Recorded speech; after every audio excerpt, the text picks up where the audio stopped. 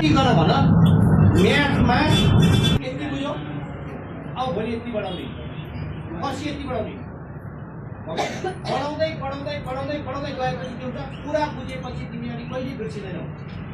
मैले पटक पटक तिमीलाई के भनेको छु ए बाबु स्टेप नछोड है भनेको छैन हो। तिमीहरू यहाँ मध्येमा ल एउटा कुरा के तिमीलाई भएकोमा अहिलेसम्म तिमीले 1.5 महिना पढ्यौ होइन 1.5 महिना पढेकोमा कति मान्छेलाई मैले अहिले पहिलाको भन्दा अलिकता मेरो चाहिँ इम्प्रुभ भयो भन्ने भान भएको कपाललाई चाहिँ हात उठाएर पहिलाको भन्दा फेरि अहिलेको होइन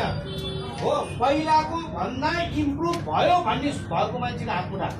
कपालले हल्का हो तेरो भाषा छैन छ इम्प्रुभ भएको छ इम्प्रुभ भएको छ ल पहिलाको भन्दा अहिले हामीले इम्प्रुभ गर्यो भन्ने सोच छ भएछ